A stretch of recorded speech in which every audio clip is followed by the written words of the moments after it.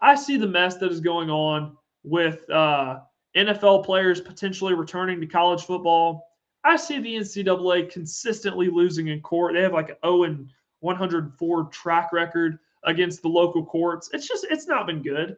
So let me just kind of paint the picture for you here. In June, the NCAA made a pretty big rule change that they're going to start allowing their athletes, they're going to give them 5 years to play 5 years in college football, 5 years of eligibility, which I actually thought was fair. I thought it was a fair compromise. I liked it. And you know how very rarely I compliment the NCAA, but I actually like that rule change for them. In the same breath, you have to have the understanding that the guys that just hit the exit door, the guys that had to leave because they exhausted their eligibility, those seniors who are now in the NFL, might have gone undrafted, might be fighting for a roster spot.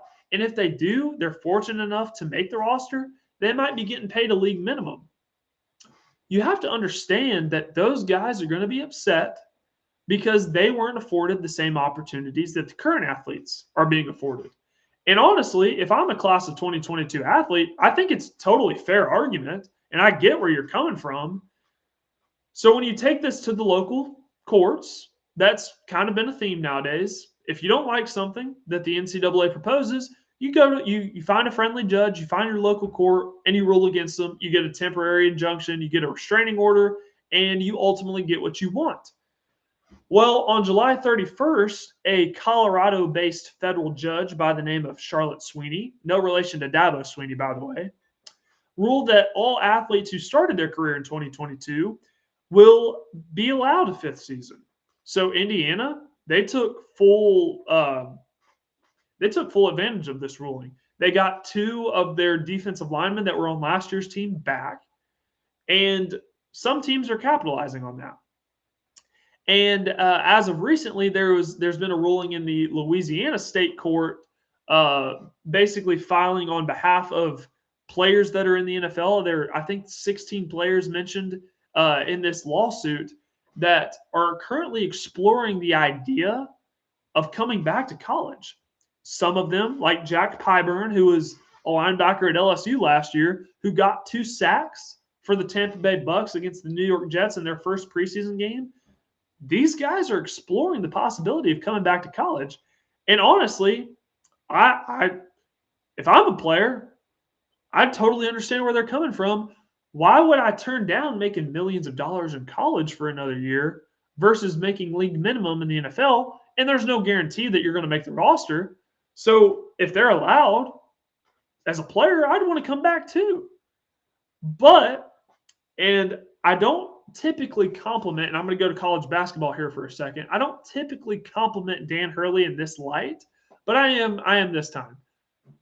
There was a conundrum in college basketball last year where Charles Bediako, who played 3 years in the NBA and the G League, came back and played for Alabama. You had players coming from the G League left and right and playing in college basketball last year. And Dan Hurley basically said, and I'm paraphrasing here, as coaches, we don't have to allow this. The same is true in college football. If you're a college football coach, you don't have to allow these guys. You don't have to go sign them. You don't have to go recruit them. You can make the choice not to do that because we all know we're all thinking the same thing here. We're all sharing a brain. This is dumb. This is a load of stupidity. NFL players coming back to college, I was hoping this would never happen. And a lot of people are, starting to, not that they haven't already, the mess is getting a little bit bigger in college athletics with this type of stuff. Now I pivot to where my mind really went when I heard this news.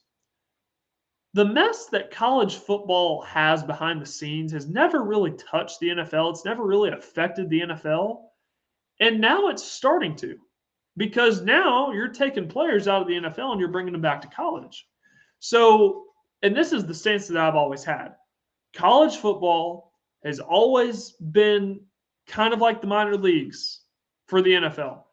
They've marketed players on their dime so that when they get to the NFL, if you're just strictly an NFL fan, you know who Fernando Mendoza was far before he ever played a snap in the NFL, far before he ever played a snap in the preseason, which I'm told he's actually playing right now. He's playing 2 quarters versus the Houston Texans.